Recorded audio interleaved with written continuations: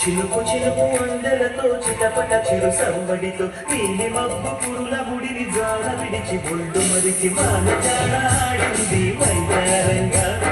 నీళ్ళ కూర జరిగింది సింగారంగా